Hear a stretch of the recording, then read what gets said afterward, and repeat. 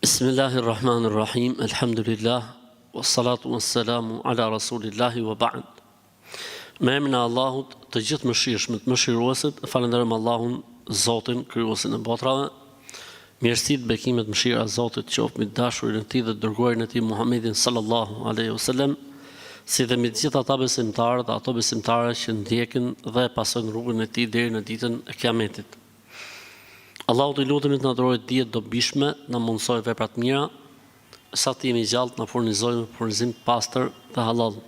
Zotit i lutem që të na njohë me të vërtetën, dhe të na bëjë pasues të vërtetës mbasi ta njohim, dhe të na njohë me të pavërtetën, me të kotën, e të na largojë prej saj mbasi ta njohim. Zotit i lutem që dija që ne marrim dhe japim të jetë dëshmi dhe argument për ne ditën e Kiametit, dhe jo dëshmi dhe argument kundra nesh ditën e Kiametit. Amin. Atëherë pa humbur kohë, inshallah taala, po fillojmë me pyetjet të cilat i kemi të ardhura. Ndërkohë që nëse vëllezërit këtu ose motrat kanë ndonjë pyetje, mund ta drejtojnë duke na dhënë një sinjal ose duke shkruar. Kam qenë fejuar dhe jam ndar për shkak të bizhozit. A ka ndonjë gjë që unë i përdor akoma rrobat që mi ka pas bler ish i fejuari? Sepse dëgjoj këta njerëzit për rreth nesh që thonë jo sepse është keq dhe të bllokon fatin. Jo, kjo nuk është e vërtetë. Nuk është e saktë, kështu që përdori dhe stresit zero. A lejohet të vihet emri Hira për vajza? Po, lejohet. Hira është shpella në të cilën i ka ardhur për herë të parë shpallja e pejgamberit sallallahu alaihi wasallam. Kështu që edhe kuptimi i fjalës është i mirë, kështu që është emër okay. A ka dallim mes zekatit të individit dhe zekatit të pronave të paluajtshme? Po, ka dallim. Zekati i individit matet me vitin, matet me, si me thënë, minimumin, që është pragu, që obligohet zekati, dhe llogaritën borxhet e sigurta. Ta morim më thjesht situatën. Nëse njeriu ka aq para sa mund të blej me to, 85 gram florin, 24 karatsh, obligohet për zekatin, që është afërsisht shuma, le të themi 5.600 euro për momentin, që mund të jetë me para diçka më shumë apo më pak. Nëse njëu këto ja zën viti hënor, që është 355 ditë, jo 365 ditë, 355 ditë. Pra le ta marrim me shembull, unë me datë 1 janar kisha 10.000 euro. Dhe kur erdhi data 20 dhjetore vitit të ardhshëm, unë kam sërish këto 10.000 euro të paprekura. Atëherë unë duhet t'jap 2.5%, që është 10.000 pjesëtim për 40, 250 euro. Nëse ky 10.000 euro është gjatë vitit ka rënë dhe është ngritur, për shembull, me 1 janar unë kisha 10.000 euro, për shembull, dhe me datën 1 qershor u bën 12, dhe kur erdhi 20 dhjetori që i bjerë viti hënor, pra 355 ditor, unë kam 8.000 euro. Për sa duhet jap? Për 12 që ishte në qershor, apo për 10 që ishte me 1 janar, apo për 8 që janë me 20 dhjetor, apo ti mbledh të treja dhe pjesëtim për 3. Pra 10 plus 12 plus 8, 30, pjesëtim për 3, 10, ja. Jepet zekati për shifrën e fundit, që ka zënë viti, që është 8.000 euro, në këtë rast pjesëtim për 20, 2.5%, që i bie sa 200 euro është zekati. Nëse gjatë vitit ngrihet prap, për shembull, kam 10.000 euro me 1 janar, në korrik bëhen 15.000 euro, dhe kur vjen dhjetori kam 14, me 20 dhjetor kam 14.000 euro. Për sa duhet jap?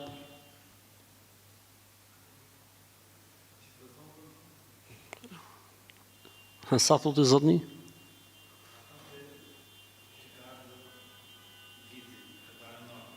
Po për tani unë e kisha me 1 janar 10.000 euro, tani me 20 dhjetor që mushet viti, 14.000. Për sa duhet jap? 14. Ti po pyet tani po? Për ti do të japsh për 14. Allah ta shpërbleft. Po ti 14 edhe ti. Elhamdulillah që në xhamatin ton kemi njerëz bujar, japin më shumë se sa i obligon Allahu. Obligimi i Allahut është sa të kazon viti. Viti nuk kazon 14, viti të kazon 10. Kjo 4 që ashtu gjatë vitit. Understand? English? A qartë o vlezën? Pra ti obligosh për 10 mishin që të kazon viti, kjo 14 që ashtu gjatë vitit. Atër kështu veprohet. Nëse është mall tregtie, se këto është dhe pyetja, atër unë fillova një biznes me 10.000 euro. Dhe në kryt vitit kam 14.000 euro cash dhe kam 14.000 euro mall. Me 1 janar nisa biznesin dhe në kryt vitit kam 14.000 euro cash dhe 14.000 euro mall. Për sa do t'jap zekat? Do t'jap zekat për gjithë shifrën. 14.000 euro që i kam cash dhe 14.000 euro mall. Pse? Sepse këtu mbushi vitin tregtia. Por tek mallrat e tregtisë ka një tolerancë në mënyrën se si e jep. Ka tolerancë. Cila është toleranca? Mund ta japësh mall të gjithë.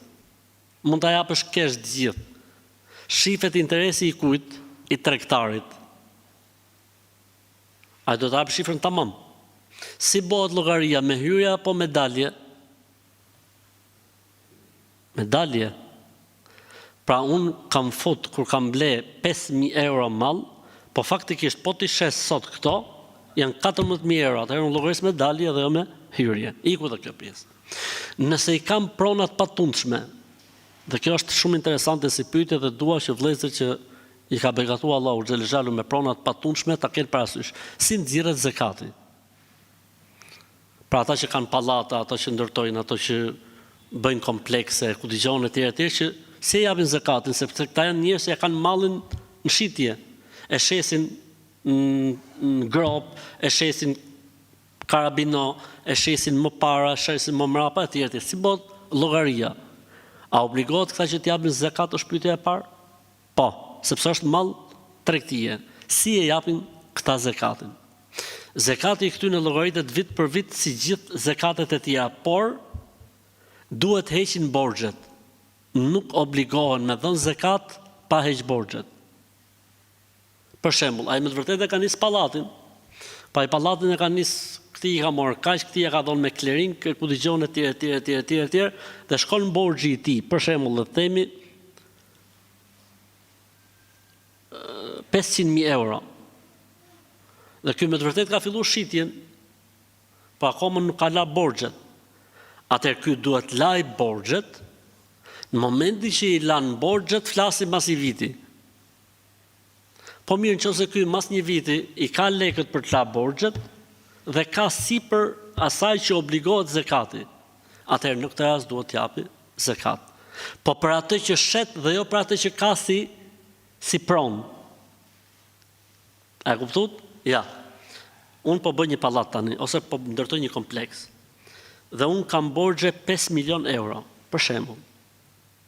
Dhe unë tani këtë vit, si vitin e parë, kam shit gjithsejt 2 milion. Obligohem për zekat apo jo? Nuk obligohem. Pse? Se s'kam la borxhin, ma harroj historia. Kam 5 milion borxhe dhe kam shit, ku dëgjon etj, mirë po kam arrit të dal jek e jek. Mirë po unë kam aty pallate dhe ndërtesa, apo kompleks, kam edhe, për shembull të themi, edhe 7 milion të tjera. Duhet t'jap për këtë 7 milionshin? Jo. Pra ndryshon nga malli i tregtisë që ti e llogarit sikur më ushit atë dite. Kurse këtu nuk llogaritet. Këtu i bëhet llogaria vit për vit. Erdhi viti tjetër. I kam heq borxhet dhe gjithçka dhe gjatë vitit arrita të shes nga 7 milionshi arrit ta çes 800.000, atë duhet më dhon zakatin sa? 20.000. Arrita vitin tjetër çes 1 milion, sa duhet jap? 25.000. Arrita vitin tjetër çes 2 milion, sa duhet jap? 50.000, dhe vitin e fundit arrita çes pjesën e mbetur, pjesën për 40 e jap. Sepse ka disa njerëz që obligojnë njerëzit me diçka që s'janë të obliguar. Rasti i pronave kur janë, domethënë, në këtë lloj forme, kështu bëhet llogaria e zakatit dhe normalisht duhet me qenë kujdesshëm që as mos me obligu njerëzit më shumë se çfarë kanë detyrim, pas mos me i nxjerr njerëzit pas një lloj detyrimi ndërkohë që kanë detyrim. Për këtë arsye thoshte njëri për hoxhallarëve të Medinës, hoxhallarëve të njohur thotë njoh njerëz në Medinë prej miliarderëve që s'japin dot zakat. Borxhet, hapjet e punëve të reja, borxhet, hapjet e punëve të reja, ata kanë mjaftueshëm çfarë nevojitet për çdo gjë për veten, po nuk japin dot zakat sepse e puna e tyre është e tillë. Ka njerëz që janë të tillë. Prandaj dhe duhet me qenë shumë të kujdesshëm në këto tematika. Po, ai që ka 2 shtëpia, 3 shtëpia, ai që ka një pallat në zotërim, se ka për obligim. Sepse ky se ka nxjerrë shitje. E ka dhënë me qira nxjerr zakatin vjetor. Pra nëse dikush ka për shembull themi 10 hyrje në një pallat, dhe këto 10 hyrje i jep me qira, si jep zakatin? Njësoj llogaria vjetore e zakatit. Llogaria vjetore e zakatit s'ka lidhje fare me as me të parën as me të dytën. A duhet ta përsëris namazin nëse gjatë rukus e ka mulur shpinën më shumë se sa ç'duhet? Stresi 0, s'ka problem inshallah. Taala po kujdes. A lejohet, okay. Dua të jap zakatin për zakatin për altan këto i thon florinit. Dikush thot jo dhe dikush thot po edhe i herë mjafton për gjithë jetën. Kjo është një çështje që ka 2 mendime. Opinioni më i saktë është që duhet dhënë zakati për bizhut e florinit që mban femra, vetëm se duhet bërë llogaria korrekte. Çdo thot llogaria korrekte do të thotë kështu. Llogaria bëhet në 24 karatshin. Pra nëse një grua le të themi ka 200 gram flori, 14 karatsh, a obligohet me dhënë zakat? Përdoret formula e mëposhtme. Sasia e gramëve, shumëzim numrin e karatëve aktual, pjesëtim për 24. 200 gram kishte bizhu flori. Shumëzim për 16, sa bën? 3200. Ha? Apo se me sakt? Sakt.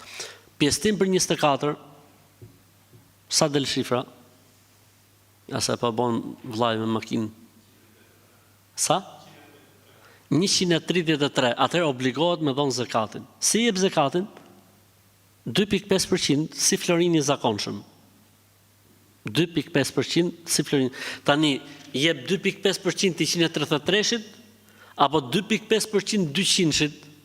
2.5% 200-shit. Ne këtë formulën e përdorim vetëm për ditë. Obligohet zakati apo s'obligohet zakati? E qartë? Okay. Tani femra e cila ka bizhu, a duhet t'japi zakat? Ka 2 mendime, më saktë se duhet t'japi zakat.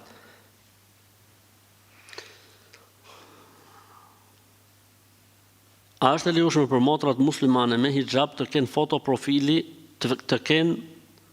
fotoprofili veten e tyre? Këto fotot janë sprov, si për burrat dhe për gratë dhe për gjithë.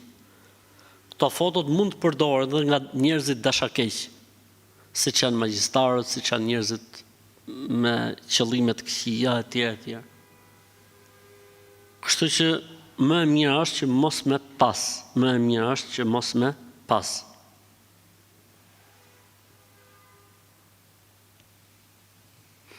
Kam shumë vezvese brenda vetes time se ndoshta nuk jam musliman. Unë e besoj Zotin, e besoj profetin alayhis salam, Kur'anin, engjëjt, kaderin, gjitha çka kanë bënë me kushtet e besimit, nuk besoj në idhuj e tjerë. Vezvese për shejtanin. Kur njeriu ka vezvese të tilla, do të thotë se është shumë mirë në besim. I dërguar Allahut sallallahu alaihi wasallam ka thënë, Allahu e ka falur çdo antar të bashkësisë time për atyre që më ndjekin mua, përderisa nuk flet, bën deklarat ose nuk vepron. Dhe për mendimet që i vinë në mendje. Inna Allaha afa an ummati ma haddathat bihi nafsaha, ma lam tatakallem au ta'mal bihi. Allahu ja ka fal çdo individi nga bashkësia ime, çdo gjë që mendon, derisa s'bën deklarat ose vepron. Që do thotë në momente të caktuara mund të vinë njeriu nga smimi nga shejtani, jo po si je besimtar, sa jam si jam me kujtësione të tjera. Përderisa njeriu nuk bën deklarata për dalje nga Islami, përderisa njeriu nuk lën adhurimin e Zotit për shkak të këtyre mendimeve, situata është në kontroll dhe gjendja është okay, ose siç thuhet në hadithin tjetër, dhalika sarihul iman, ky është argument se imani është në kulmin e vet. Alejohet emri Iran, sepse në internet e gjeta që ka kuptimin e një lumin parajs. Vëllezër, ne kur pyesim për emrat, duhet të gjejmë emra me kuptim të sakt aty ku janë emrat e sakt. Jo çdo lloj faqe në internet na jep informacion të sakt. Jo çdo lloj faqe në internet na jep informacion të sakt. Me sa di unë nga ato argumentet e fesë që dim deri më sot, nuk di që të ketë në lum në xhenet me emrin Ran. Kështu që nëse na gjen në ajet kuranor që s'ka, ose në hadith pejgamberit alayhis salam që s'ka prapse prap, na e thuaj se njeriu mëson dita ditës, ndërsa faqet e internetit nuk janë burim i besueshëm për fen dhe besimin, derisa të jenë të rekomanduara ose të licencuara.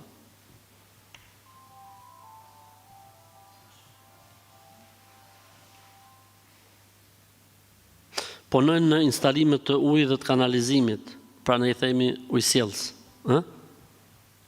hidraulik, punon hidraulik.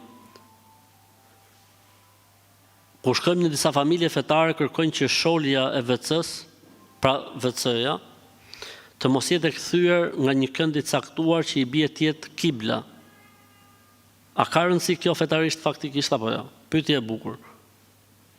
Kjo është një çështje që ka dy interpretime mes dietarëve të Islamit, po më e saktë është që jo. Përderisa je në shtëpi, nuk ka asnjë problemi. Argumenti vet banjoja e pejgamberit sallallahu alaihi wasallam, siç tregon sahabiu i nderuar Abdullah ibn Omer radhiyallahu ta'ala anhu. Një ditë ka dash të futet tek shtëpia e Hafsës, motrës vet, e tu ka përcyer murin, ka pas syni që ishte, si më thënë, banjoja e pejgamberit alayhis salam, dhe ka parë që WC-ja ishte me drejtim nga kibla. Po mirë, ka një hadith që thotë, kur dilni, kur kryeni nevojën, mos u drejtoni nga qabja, as mos i ktheni shpinën, po bëhet fjalë në hapësirë. Kur je në hapësirë s'bën, ama nëse je në një ndërtesë, ka tolerancë. Kam nisur të agjëroj ditët e borxhit Ramazanit dhe pa dashje harrova dhe hëngra një arr e gëlltita. Po mirë, hëngra mjafton, kjo gëlltita s'ka nevojë ta kishë përmend, po nëse. Am quhet inshallah. Pra nëse njeriu harron, han diçka apo pin diçka, si Ramazanin, njësoj si Ramazanin. Nëse ndes një qiri për aromë dhe për arsye të tjera, pra jo për arsye fetare, as për mbarësi, as për gjë tjetër, po thjesht për aromë, s'ka asnjë problemi. Për aromë, për romancë, për mungesë dritash, nuk ka asnjë lloj problemi. Kam bler një tokë me kredi në atë kohë kur kam marrë kredi, nuk kam qenë i udhëzuar. Po tani, elhamdulillah, në ka udhëzuar Allahu, jam penduar shumë për këtë mëkat. Dhe dua që mbi këtë tokë të ndërtoj një shtëpi. Allahu ta boft marr. Allahu ta boft marr. Çka ka kalu, elhamdulillah. Çfarë ka kaluar, ka kaluar. Afallahu amma salaf. Zoti e fal atë që ka kaluar. Pra përderisa njeriu se ka ditë, i pa fsharin ndërtoi shtëpinë.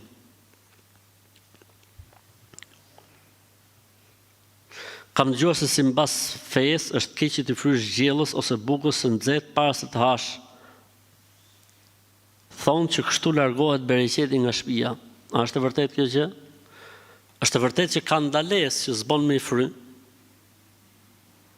Po jo me bereqetin e me këto muhabetit s'ka lidhje. Por ka një ndalesë nga pejgamberi sa që njeriu t'i fry gjellës përpara ose ujit përpara se të hajë. Dhe kanë thënë që kjo edhe logjikisht dhe shkencërisht qëndron, sepse njeriu nxjerr mikrobe, nxjerr gjatë frymarrjes së tij dhe këto bien sërish në ushqim dhe ka prej tyre që i rezistojnë edhe mund reaktivizohen dhe rifuten edhe herë në trupin e njeriut e tjerë. E rëndësishme, a është ndalesa këtu se është haram, thuhet lind pyetja, apo është ndalesa se është mekruh? Ka dy mendime. Dikush thotë ndalesa në këtë rast do të thotë haram, ka thonë mos i fryni do të thotë haram. Kemi një mendim tjetër që thotë ndalesa është për mekruh. Po nga kanë nxjerr këtë rregull, sepse ndalesa kur thuhet ndalohet do të thotë që duhet të jetë haram. Thotë çdo lloj ndalese që nuk ka të bëjë me ligjet dhe rregullat, po ka të bëjë me sjelljet dhe edukatën, konsiderohet mekruh. Konsiderohet mekruh. Me thonë drejtën, shpirti dhe zemra manon më shumë ke ky mendim. Që këto lloj ndalesash që kanë bënë me edukatën, me sjelljen, më shumë manon shpirti që me thonë mekruh. Megjithatë, me urujt njeriu me qenë më i kujdesshëm, mos ta bëj. Me urujt njeriu me qenë më i kujdesshëm, mos ta bëj.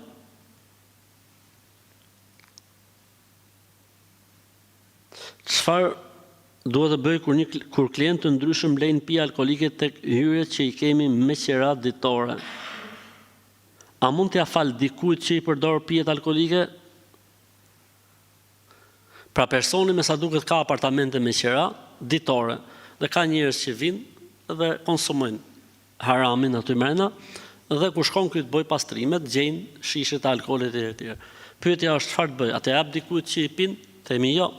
Se Zoti thotë në Kur'an, "Wala ta'awanu 'alal ithmi wal 'udwan." Mos bashkëpunoni në asgjë në të cilën ka mëkat dhe gjunati. Me të vërtetë se pin, po kjo s'do të thotë që duhet të japsh apo lejohet si me ia dhon atyne që e pin, nuk lejohet. Po çfarë të bëjmë?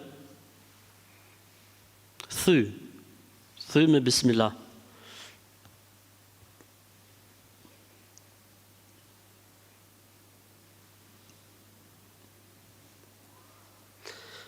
Vjen nga Ibn Omeri, Allahu qoftë i kënaqur me të, se i dërguari Allahu sallallahu alaihi wasallam ka parë një fëmijë që të ketë qetur një pjesë të flokëve dhe ka lënë një pjesë dhe e ka ndaluar këtë që duke thënë qetheni të gjithin ose lëreni të gjithin. Transmeton Abu Daudi. Për çfarë bëhet fjalë? Është një lloj këtu nuk bëhet fjalë për qethje, po bëhet fjalë për halq. Halq është ruajtja. Thot, ka ndaluar pejgamberi sasem nga qazr.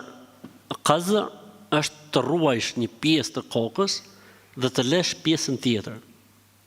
Këtu ndalesa, çfarë kuptimi ka? Kemi prap dy mendime. Një mendim që thot, domethënë është haram, po ta bëj njeriu gjë të tillë, dhe një mendim tjetër që thot nuk bëhet fjalë për haram, po bëhet fjalë për mekruh, sepse futet tek sjellja dhe tek edukata. Futet tek sjellja dhe tek edukata. Cili është kuptimi i hadithit? Kuptimi i hadithit nuk është kur ndryshon shkalla e qethjes. Kuptimi i hadithit është që njeriu të ruaj gjysmën e kokës e të lejë gjysmën tjetër. Pra diçka që bjerë në sy dhe dallohet. E rrun me brisk gjysmën edhe lën gjysmën, ose një pjesë dhe lën pjesën tjetër, siç bëhet tek disa besime të caktuara. E nëse kjo e humb këtë gjën, pra nuk është më simbolistik, apo bëhet me qethje, siç ndodh për shembull disa vëllezër bën xerro këtu poshtë, pastaj ngrenë deri më lart, nuk ka asnjë lloj problemi fetarisht. Sepse tha mendimi më i saktë është që është mekruh, e papëlqyeshme, po nuk përbën asnjë lloj problemi inshallahu taala. Kam dash një çun dhe e dua akoma, por kam një vit e gjysmë që jam nda. Kur jam nda me të, më çoj një kushëri rime tek një grua me pa letra. Por ajo më tha do të ndihmojnë që ta afrosh me këtë çunin. Dhe më kishte përgatitur fotot e mia të atij çunit me sa letra të shkruajt me arabisht dhe më tha që ti djeg për 10 ditë. Ai djali mbrapa ra në burg dhe unë doja ta ndihmoja, por ai nuk pranoi. As nuk ka dash që të flasi më me mua. Domethënë dy gabime janë këtu. E para që është shku tek një person i tillë, vëllezën dhe motra, për hatër të Zotit, po a them. Si nuk flas më shumë për ata që njohin Islamin, por për këta që janë ndoshta që nuk e njohin mirë Islamin. Nuk lejohet që të shkohet tek njerëz për të bashku, as nuk lejohet për të shku tek njerëz me unda. Me letra pa letra, me kartona pa kartona. Ora nuk lejohet. Sepse këta njerëz janë dy njerëz, dy kategori. O janë mashtruesa, si rastin fjalë, që para ti ka marr, ti ke bërë gabimin, edhe djali thotë mos ta pafsha surratin. Iku. Rasti i dytë, kur këta njerëz bashkunojnë me xhin. Dhe i nxjerrin njerëzit nga natyra e tyre, e të jetuarit normal në një natyrë tjetër që është bashkimi me dikë apo ndarja prej dikujt. Dhe kjo është shirk dhe padrejtësi. Shirk se personi bashkëpunon me xhin. Pra idhujtari, paganizëm, mohim i Zotit, se personi bashkëpunon me xhin për të arritur gjëra që janë jashtë natyrshmes dhe normalitetit, dhe e dyta është zullum. Por nëse një është nda, pse do ta bashkosh dikë me dikë ndërkohë që janë nda? Nëse personi bindet, i flitet, kthjellohet, okay. Po jo me forca jashtë toksore, duke punu me njerëzit që ti lidhsh apo ti bashkosh. Kështu që çka ka ndodhur, pendohu tek Allahu për këtë gabim të madh që ke bërë, që ke vajt tek këta njerëz, ndoshta ti ke vajt edhe pa dituri, prej pa diturisë ose nga kjo shoqja jote, që pas ka qenë shumë e zgjuar në fakt, edhe kujdes në të ardhmen, kujdes në të ardhmen.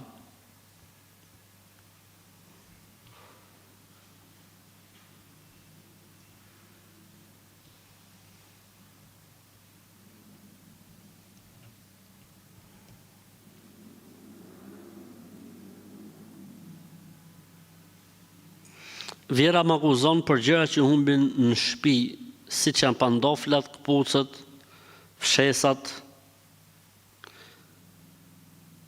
Burri thot mund t'i marrin fëmijët, dhe kur i pyesin fëmijët thonë i marrim ne, i hedhin kalamajt. Ndërsa ajo mua më akuzon si magjistare, thot i ke marrë për keq. I kam thënë që jam e gatshëm të bëj edhe në xhami, sepse unë nuk bëj keq, se fal 5 vaktet. Si të veproj, burri thot, përdesa e pastër me Zotin, mos e vrit mendjen. Ndihem shumë keq se sa vjen burri në shtëpi, e fillon me ankesat e saj. E rëndësishme ta kesh me burrin ta të mirë, edhe mos e vrit mendjen fort. Thuj vjerës, ka thonë hoxha, stresi 0. Kam pyet hoxhën thuj për këtë mesele, edhe më ka thonë hoxha, stresi 0. Mos e vrit mendjen, ka thonë hoxha, hiç. Kështu që vjerën Allahu zoft, Allahu eftjelloft, edhe faktikisht burri në këtë rast duhet që të marrë situatën në dorë, sepse nuk mund të jetojë njeriu në presion psikologjik të vazhdueshëm pafundësisht. Njerëzit s'po durojnë nonën e vet, s'po durojnë babën e vet, s'po durojnë vllajën e vet, motrën e vet, durojsh vjerrën. Që i bjerë po i vrime. Kështu që në këtë rast burraci duhet që t'i bjeri situatës, domethënë të marrë situatën në dorë, edhe t'i thot nonës, non stop, mjaft më me këto muhabet. Mjaft se po na shkatron familjen. Dhe nona duhet ndalohet. Nona duhet pra të ndaloj. Nona duhet të ndaloj.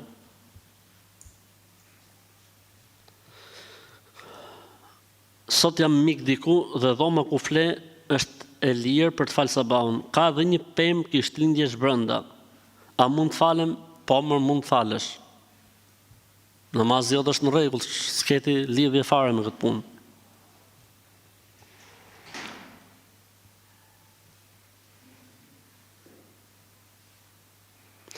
A i lejohet një vajzë e cila ka shkuar në Mekë, pra në Qabe, ndërkohë që është me cikël menstrual? Sepse një hoxh këtu i ka thënë që nuk lejohet bëj tavaf rreth Qabes, as nuk lejohet hyj fare në xhami të Qabes. Po shumë mirë, përderisa ka pyet një hoxh atje, pse pyet hoxhallar të tjerë? Të mësohemi që të pyesim hoxhallar që kemi afër, sepse ato i dinë situatat, ato i dinë rrethanat. Dhe nuk është mirë me i pyet hoxhallarët në këtë gjuhë. Kam pyeti hoxh, po çfarë mendon ti? S'është mirë. Përderisa ke pyet një hoxh, mbaroj historia. Po, pyetja mund të kishte qenë, am lejohet që jam me cikël menstrual të futem në Qabe? Pra nuk ka pse të pyetet një hoxh, unë kam pyet një hoxh, po çfarë mendon ti? Do thotë që unë jam më i mençëm se ai hoxha? Apo do të më provojsh mua, jam i mençëm se ai hoxha? Në të dyja rastet është gabim. Nëse ti mendon se unë jam më i mençëm se ai hoxha, është gabim. Nëse ti mendon se unë nuk jam aq i mençëm se ai, po më provon një herë mua, prapë është gabim. Pra ne duhet edukohemi kur pyesim për fenë e Zotit. Duhet edukohemi. Dhe i këshilloj vëllezërit e mi hoxhallarët të jenë kujdesshëm dhe të edukojnë njerëzit që kur bëjnë pyetje të tilla mos të lejojnë pyetje të tilla. Është gabim kjo pyetje. Kam pyet një hoxh, ai tha s'bon. Po çfarë thotë? Pse pyet prap? Ai ke pyet hoxhën, mbaroj historia. Ose thuj çfarë mendon ti për këtë çështje? Ashtu po përgjigje. Kështu që kjo është një nga pyetjet që s'po i japim përgjigje. Vazhdo me fetvan e hoxhës që ke pyet. A mundet një person i cili shkon për veten në umre të bëj umre edhe për të tjerë? Mund të bëj umre për dikë tjetër, pa duhet shkoj në Mikat, apo duhet shkoj tek xhamia e Aishës, apo të dalit diku në një tokë jashtë haremit. Kjo është një çështje që ka dy opinione. Shumica e dietarëve e lejon që të shkohet tek xhamia e Aishës radhiyallahu ta'ala anha dhe nga aty të vishet ihrami për umre të re. Dhe kemi një pjesë dietarëve që thonë duhet shkojnë në Mikatin më të afërt.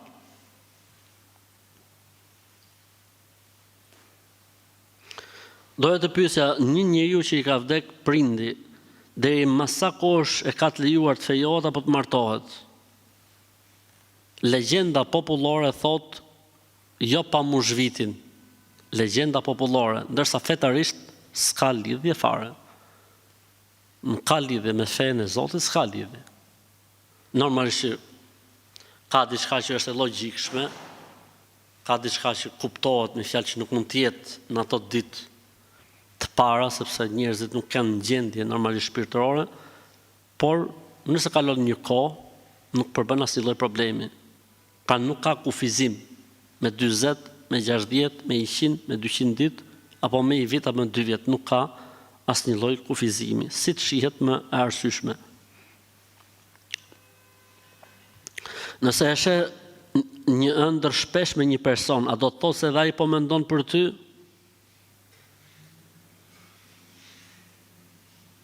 Jo, nuk do të thotë. Nuk do të thotë. Nuk është e thënë që ai po mendon për ty. O Zot na jep sabër, Allah.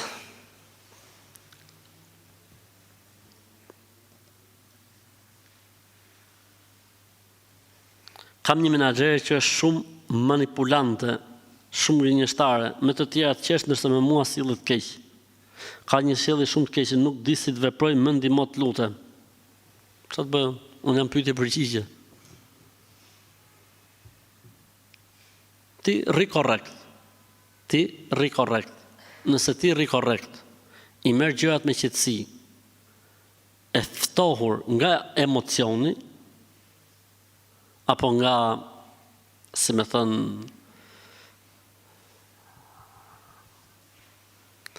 prekja e momentit, do të vi situata në favorin tënd. Thot Zoti në Kur'an, fa inna ma'al usri yusra.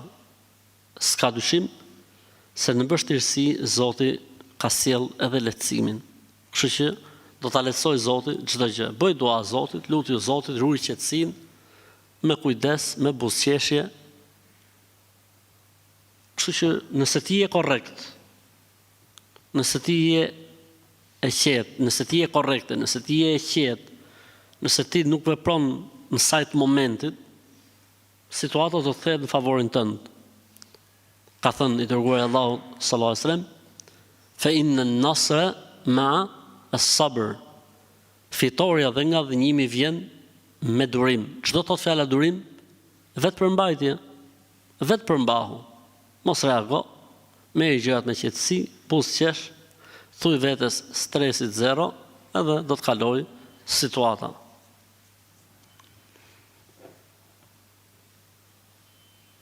Për namazin e kindis 15-20 minuta para perëndimit të diellit, se më ka kapluar gjumi dhe sapo zgjohesh e fal farzin, a është mëkat? Jo, është obligim, s'është mëkat. Nuk është mëkat, është obligim. Doli gjumi 15 minuta para perëndimit të diellit, obligohesh që të falësh ikindin. S'është mëkat, është obligim. A lejohet pirja e ilaçeve nëse shënon se përmbajnë alkool? Këtu ka disa gjëra që duhen sqaruar. E para, nëse ka disa, le të themi, nga këto përbërësit që nuk treten vetëm se në alkool, nuk ka lënë tjetër që i tret, për t'i ruajtur dhe vetit që kanë. Dhe kjo pastaj është disa llojesh. Tretje e cila është me transformim, siç është rasti i kokrave. Hapat, ke parasysh? Tabletat. Në këtë rast nuk ka problem, se kemi është transformuar, pra është përdor alkooli për të tret ajo, si më thënë, lënda bazë, edhe pastaj është transformuar në tablet, s'ka problem. Rasti i dytë, kur alkooli është lëng, është i lëngët. Në këtë rast shifet, a ka ilaç tjetër që mund ta zëvendësoj këtë gjën apo nuk ka? Kur nuk ka, atëherë lejohet prapë. Rasti tjetër, kur përdoret alkooli, po është në sasi të vogla, prapë s'ka problem. Rasti tjetër, kur përdoret alkooli, po është alkool farmaceutik, jo alkool me kuptimin e rakisë dhe të vendës. Edhe në këtë rast ka tolerancë. Rasti tjetër, kur ka alkool, dhe alkooli është i lëngshëm dhe ka përqindje të madhe, këtu pastaj ka diskutim.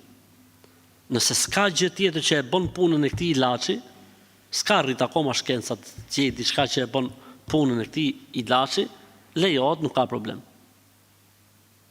Nëse ka zgjidhje tjetër, duhet shkojmë tek zgjidhja tjetër. Po mirë, ka një hadith që thot pejgamberi sallallahu alajhi wasallam, Allahu nuk e ka bërë kurimin në gjërat e ndaluara. Dhe hadithi është i saktë. Allahu s'ka bërë kurim në gjërat e ndaluara. Këtu ti po thua që mund përdoret. Këtu e para bëhet fjalë që të pihet gjëja e kthjellët. Si thot dikush, unë e pi rakin se më bën mirë për zemrën. Themi nuk mund të jetë harami ilaç. Ose unë thot e haj X mish apo Y mish se më bën mirë për gjakun, ku dëgjon. Themi kjo nuk ekziston. Kurse këtu është e përzier, këtu është ka dhe transformime apo ka dhe përbërësa të tjera, pa nuk është gjë që përdoret për të pi. Për shembull, është ky ilaçi që bëhet me të propolisi. Ai ka dy lloj tretjesh faktikisht, ka tretje me alkool dhe ka tretje me vaj ulliri. Po thon këta që merren me këtë punë, që ai që është i tretur me alkool është shumë më efektiv dhe efektin e shumë më të shpejtë se sa i tretur me vaj ulliri. E them se ky që është i tretur me vaj ulliri nuk e jep efektin siç e jep ky tjetri. A lejohet? Lejohet. Po si më vëlla lejohet? O vëlla, kjo lloj tretësie nuk përdoret për të pi.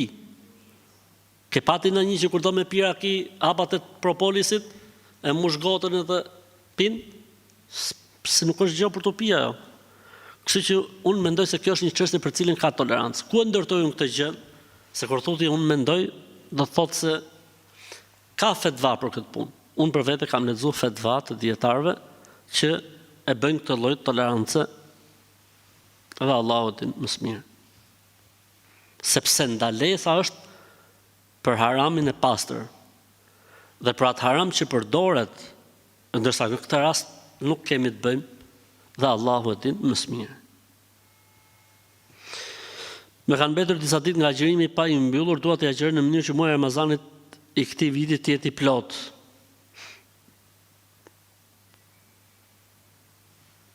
S'mund të jetë i plot se prap ke për pas probleme, nëse je në moshën.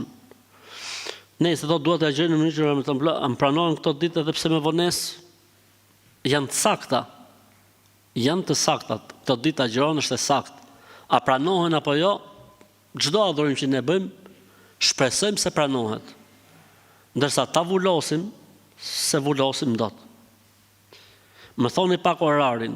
Merr një kalendar që shitet këtu për jashtë xhamisë ose kudo ku ti jesh nëpër myftini nëpër xhamia, merr kalendarin të shih aty. Kollona e imsakut do të thotë stop dhe kollona e akşamit do të thotë bismillah.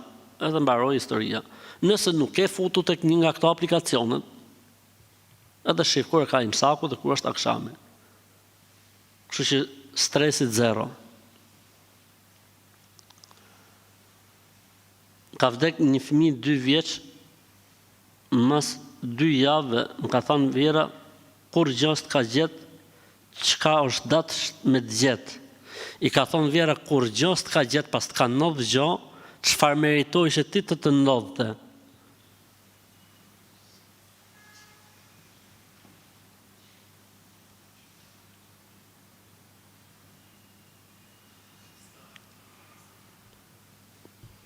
Hajër inshallah mos e vrit mendjes. Ty Allahu të ka sprovu se do fort. Ti me Zotin je në rregull. Ndërsa kjo vjera që ka folur me kompetencat e Zotit, s'ka ndodhur gjë çka është dashme të ndodh. Kjo vera të kisha unë gjë në dorë, të isha gjykatës, e kisha arrestu 3 vjet, e kisha fut në burg vetëm për këtë fjalë. Që flet në emër të Zotit dhe bën kompetenten. S'ka kush e arreston këta njerëz, prandaj dhe bën këta njerëz shumë muhabetesh. Pra, irritante, vjerë irritante që nonës i ka ndodhur halli i madh, sikleti i madh, i ka vdek fëmia, dhe kjo irritantja i thot, kur gjës të ka ndodhur çka ka dash, çka u ka dash me të ndodh. Dhe ti thu pse the 3 vjet. 3 vjet me hatër, se kam njerëz përpara këtu. Se mos kisha njerëz përpara, kisha thonë 7 vjet, e kisha rast në burg vetëm për këtë fjalë. Sepse ka fol në emër të Zotit. Dhe ka bë kompetenten.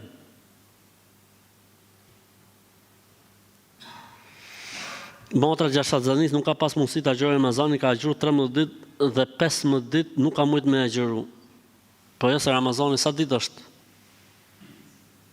29-30, që 13 plus 15 bën 28, që i ka ngel dhe 16, jo 15. A mundet motra me i pagu shujta ditore? Jo, motra duhet të agjëroj kështu, si qeqo, ku ka me paguit me qërë, ka dalë në pazar, pagimi Ramazanit? Duhet të agjëroj pa tjetër, duhet të agjëroj motra jote pa tjetër.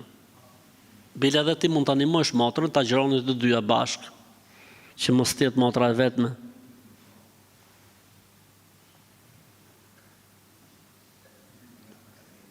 Para disa kohësh më ka ndruar jetë xhaxhai dhe pa dashje kam kaluar mbi xhenaze. Që është ndodhur, s'ka gjë, përdesa ke bërë pa dashje, s'ka gjë, ka problem fetarisht. Po nëse kalon me dashje, se s'ka ku me kalu, për shembull duhet të kaloj sipër xhenazës, s'ka problem? Fetarisht nuk ka asnjë lloj problemi. Feja e Zotit nuk i njeh fallet, nuk i njeh këto besytnit. Hoxhi nderuar në një merak të madh se të kam dëgjuar në një nga pyetje përgjigje që thënë, hedhja e dheut të varrit mas shpinës është një lloj magjie, por unë kam bërë se shumë thanë për t'i hekur frikën fëmijëve. A mos i kam bërë magji fëmijëve të mi? Jo.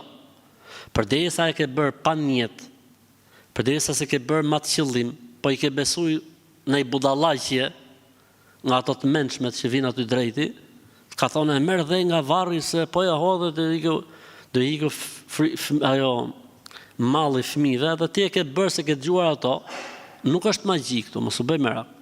Ne flasim, ka njerëz që janë ustallar të kësaj pune, i ka bot gjitha adetit, i ka met edhe me morat grushtin e dhejot, i bon ato adetit e veta që elhamdulillah s'dia si gjon nga këto muhabete, shiqyr Allah, edhe pastaj u ahudh njerëzve në qafë, në rroba, u afut në xhep, u afut në çanta, u ahet ke shtëpia.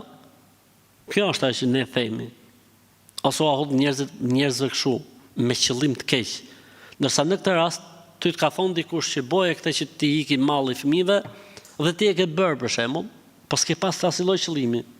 Mos u bëj merak se s'ka asgjë inshallah taala.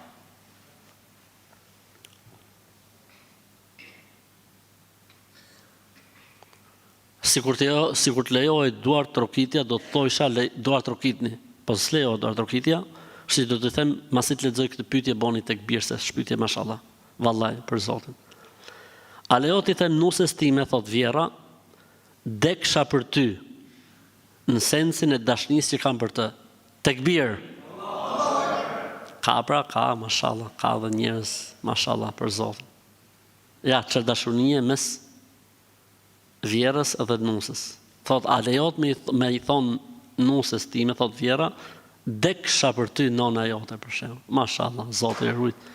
Lejo se këtu nuk është qëllim fjala, si më thënë, në kuptimin e saj të drejt për drejt. Këtu është në kuptimin figurativ. Kështu që nuk ka asnjë lloj problemi. A lejohet që ta gjoj çdo të hënë të njëjtën në të gjithë vitin? Mashallah. Absolutisht që lejohet, është sunet i pejgamberit sallallahu alaihi wasallam. Sa po jam fejuar dhe më ndodhin disa probleme, i fejuar i sillet mirë me mua, por kur bashkohet me të shtëpisë vet sillet shumë arrogant, më ofendon dhe do të tregoj që ka pushtet. Edhe kjo bën çfarë i them unë. Ja sot ishte një rast i freskët që më ofendojnë syt familjes dhe unë i thash veç mos më bëj debat në syt prindërve të tij, që kjo gjë mua nuk më pëlqen, dhe ai filloi të bërtiste që ti mua s'më vën dot kushte, ti vetëm thuaj veç mirë zemër, ke drejt, dhe kështu do të jemi në rregull. Çfarë më sugjeron në këtë rast se po më ftofet si njeri? Çfarë thot hoxha i shkret? Çfarë thot hoxha? Unë mendoj që duhet më ul, përderisa jeni akoma në fejes, me i vu disa pika mbi, përderisa jeni akoma në fejes. Dhe ti thunë, përderisa jemi akoma në fejes, dhe s'kemi bon nikahun, se ndoshta kanë bërë, po përderisa s'është bërë dasma, dëgjo, kjo lloj gjë nuk shkon. Madje dhe hoxha nuk kam pyet për këtë punë dhe hoxha tha që kjo gjë nuk shkon. Nëse ti do me pas këtë lloj sjellje gjithë jetën me mua, ti pastaj motra ime zgjidh, o do ndrohesh gjithë jetën, Allahu ta lehtësoft, ose i thunë ti se është puna, unë këtë gjë nuk e përballoj dot. Selam aleikum, aleikum selam.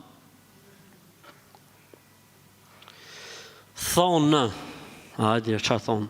Që nëse të kryet dora e djathtë do të japësh lekë, nëse të kryet e majta do të marrësh. A është e vërtet kjo?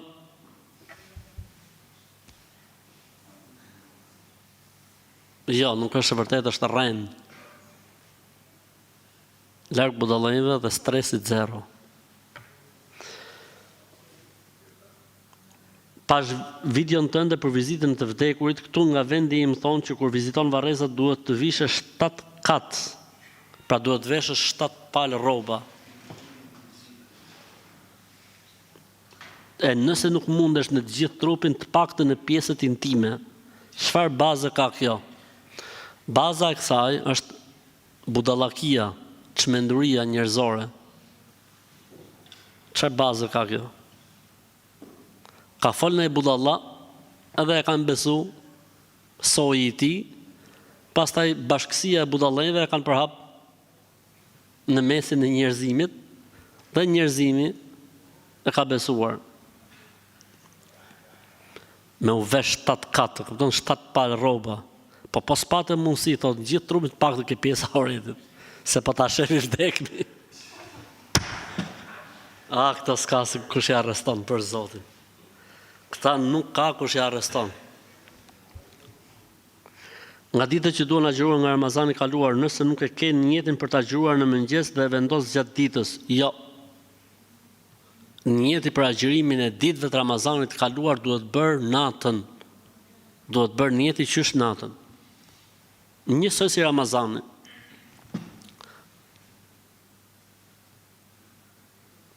Ne kemi biznesa lejo që të zbukurojmë bizneset tona me rastin e festave në mënyrë që mos të dallojmë nga bizneset e tjera. Jo, ne duhet dallojmë nga bizneset e tjera, se ne jemi muslimon. Besojmë Allahun, besojmë botën tjetër, besojmë Kur'anin, besojmë pejgamberin alayhis salatu wassalam. Ne duhet jemi krenar dhe duhet jemi të lumtur me këtë mirësi dhe bekim që na ka falë i Madhi Zot. Ne e zbukurojmë në Ramazan, e zbukurojmë për Bajram, e zbukurojmë për festat tona, bëjmë oferta me rastin e xhumas, e tjerë, që janë bekimet e Islamit. Ndërsa ne nuk bëjmë çfarë bëjnë të tjerët, absolutisht që jo.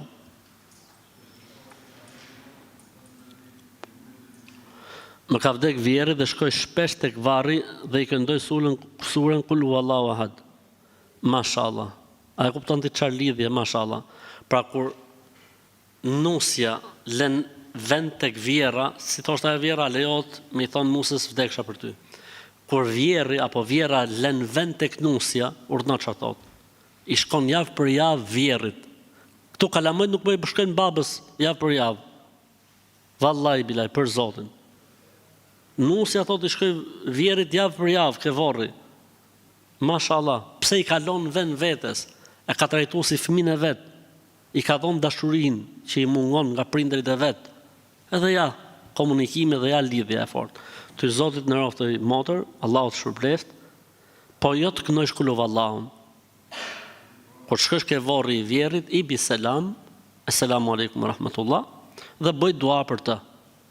Kjo është ajo që duhet bësh, po jo ti kënosh shkullu vallahun, se nuk ka argument që kënohet Kur'an tek varrezat apo tek varri i dikujt. Urdhëro, ç'a tha?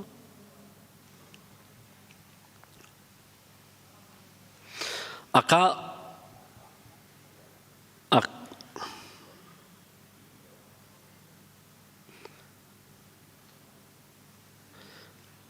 ka nëjë do më thënë që sa herë jap sadaka më vjen shpejt shpërblimi i sadakas. A do thotë kjo që sadakaja ime e dhënë është pranuar? Inshallah, ku e di unë shkretë? Unë s'flas dot për veprat e mia, më fol për dikë tjetër. Për të mia nuk e di çfarë është pranuar e çfarë nuk është pranuar. Kështu që inshallah është hajër, inshallah është hajër.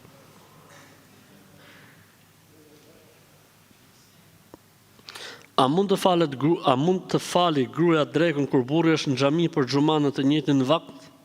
Po pse për shkak të njëjtin vakt? Mund ta falësh edhe përpara burrit. Burri është në xhami, ti je në shtëpi. E rëndësishme është të hyj koha, e rëndësishme është që të hyj koha, s'ka lidhje se kur e falin burrat në xhami. Gruas nëse i në koha e drekës ditë në xhuma, e fal drekën në shtëpi. S'ka lidhje a u fal në xhami apo nuk u fal në xhami akoma, s'ka lidhje.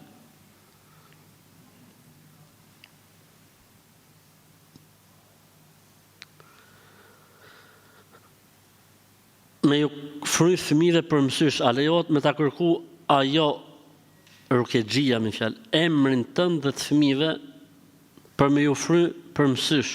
Jo, duhet shkosh me fëmijët që ti fry konkretisht dhe realisht. Jo ti japsh ti emrat, shkon ke dikush me i fry, thot më jep emrat që të fry. Po ku është robi që do i frysh? E s'ka nevojë, më jep emrat. Mashtrus, kështu, me patent ndërkombëtare. Largohu nga këto mashtrus ose mashtruse, nuk ka problem çfarë gjinie janë. Po janë nona, këta janë nona. Thot më jep emrat se i fryum, s'ka nevojë me ardh. Këta janë nona.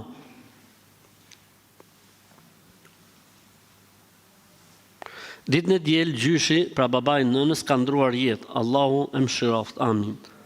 Pyetja është se e ka dërguar në tokë me kostum, me orë dore dhe me lekë në xhep dhe unë më vonë mora vesh se çfarë kanë bërë.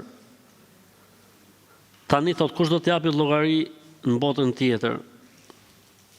Këta të mençmet që e kanë bërë këtë punë, përveç se nëse gjyshi e ka ditë dhe si ka ndalu, ose gjyshi e ka lënë me amanet, varrosni me kostum, me orën, me florit, me lek në xhep. Po unë nuk besoj se ka mosha vjetër nuk janë kaq budallënj. Budallënj janë këta tjerët. Këta që lapin aty në xhenaze. Bojnë kështu, boja kështu, boja kështu, boja ashtu, japin gjithë mend e familja nga që janë të tronditur dhe nuk e kanë besimin e duhur në Allah. Se njëri që ka besim në Allah ka ndodhur vdekja, alhamdulillah, po mendja duhet funksionoj tamam. Duhet me I bë punën tamam, duhet me I bë xhenazën tamam, duhet me çu tamam, me bë. Jo çdo njeri që flet, ktheje kështu, bëje kështu, ule kështu, vise kështu, edhe njerëzit me njëherë çat ju thuat e bëjnë. Ignoranca është shumë problem. Ignoranca është shumë problem.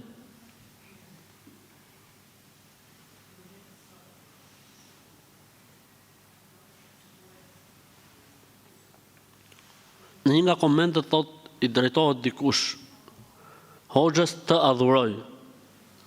Dhe dikush me njëri thot që adhurimi është vetëm për Allahun ka rënë shirk.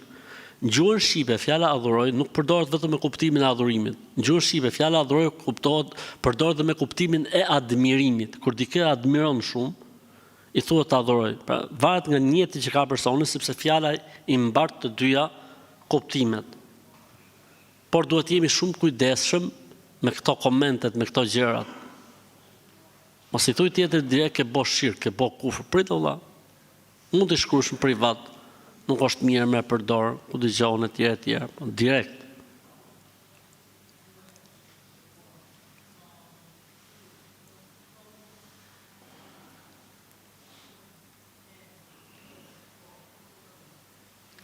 Nëse dikush nga familjarët tonë shkon në umre, çfarë duhet bëjmë ne si familjar?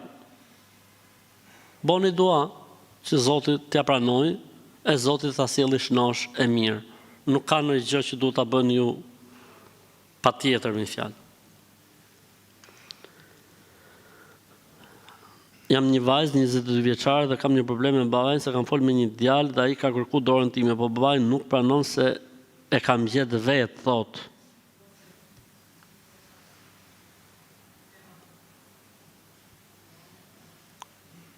Hajë, inshallah, çfarë them?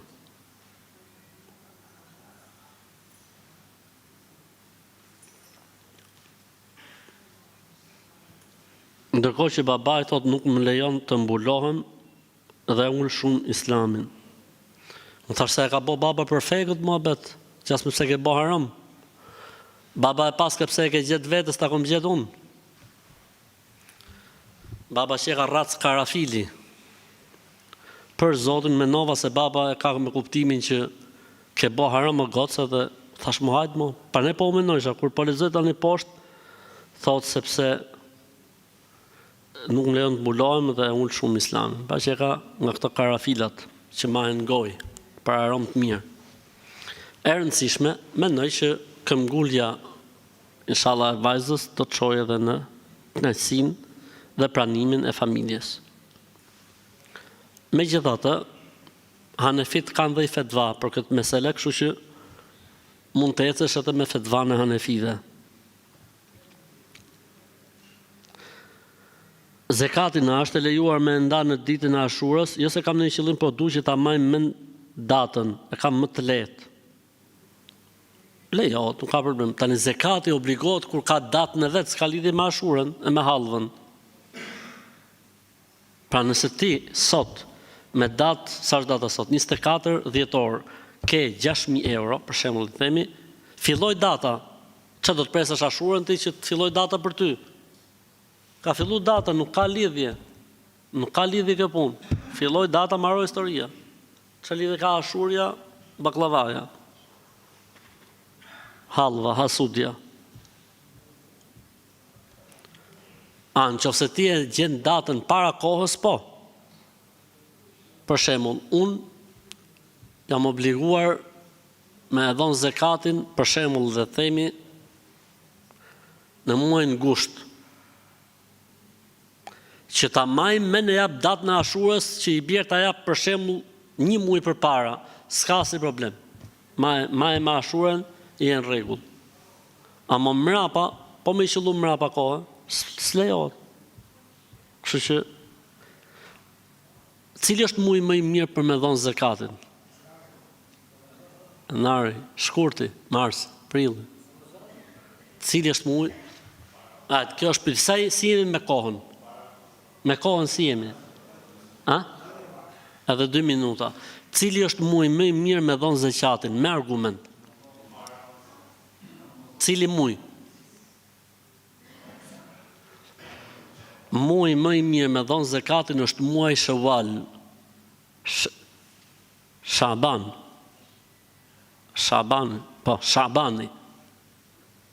Cili është Shabani? Muaj para Ramazanit. Pse? Arsyeja, cila është? Çfarë bën njerëzit kur japin zakatin?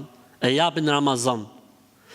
Jep zakatin ai thu moqja ai ka çiruar gjysmën e Shqipnisë. Ka thonë s'ka faj shkreti, ka thonë 2.000 euro, ka thonë 5.000 euro, ka thonë 2 milion lek, ka thonë 3 milion lek. Edhe ka shlyra ai ma men dhe datën, 12 Ramazan, 13 Ramazan, 7 Ramazan, 5 Ramazan, edhe ka thonë të gjitha. Të parët tanë, shiftani, të parët tanë zakatin e ipshin Shaban. Dhe kur vinte Ramazani, ipshin gjë tjetër. Garat i bojshin në Ramazan, farzin e kryshin para Ramazanit. Njerëzit çfarë bëjnë sot? Kam thonë thotë zakatin në Ramazan, mashallah. Në gjë tjetër, po më thonë zakatin pra. I milion lek, nuk është pak o burrë, do dhe gjë tjetër plus. Si ma dhonë mu. Atëherë më sakta është që më e mira, si më thonë, t'jepet zakati në Shaban, ndërsa garat të bëhen në Ramazan.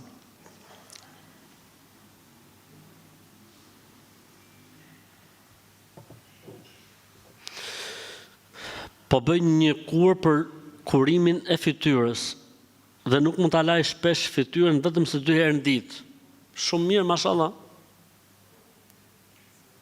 Merr mjesht maje deri në drek, merr një kindi maje deri në dargët.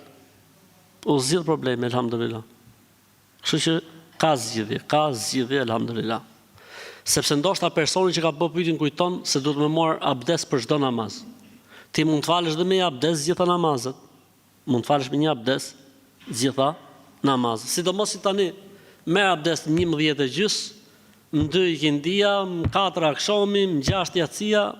Selam aleikum, aleikum selam.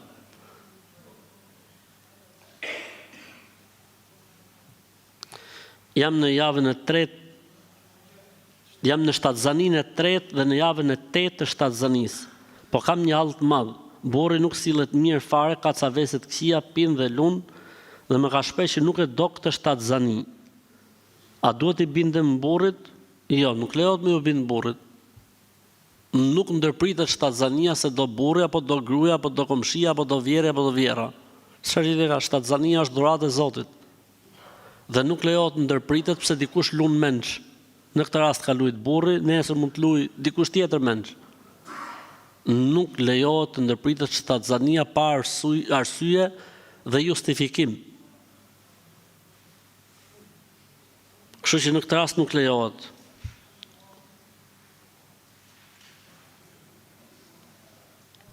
A lejohet martohet vajza me një djalë të ndershëm me një të kaluar? A lejohet të martohet vajza me një djalë të ndershëm me një të kaluar më ndryshe nga ai, por e penduar tek Zoti sinqerisht nga gabimet e mëparshme dhe me premtimin që kur nuk do të kthehet në veprime të gabuara? Po, lejohet. Elhamdulillah, shumë mirë.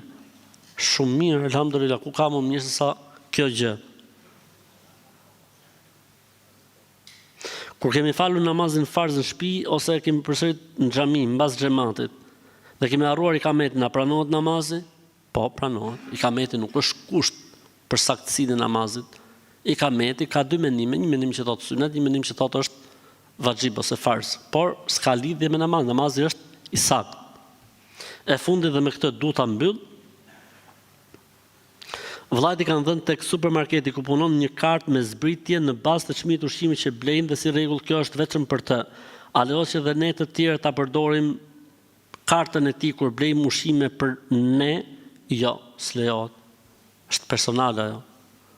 Nuk është karta lagjes, karta e fisit. çdo njeri ka kartën e tij dhe e përdor. Nuk bën që ta përdorin të tjerët apo të përfitojnë. Allahu e din më së miri. Selamu alaikum wa rahmatullahi wa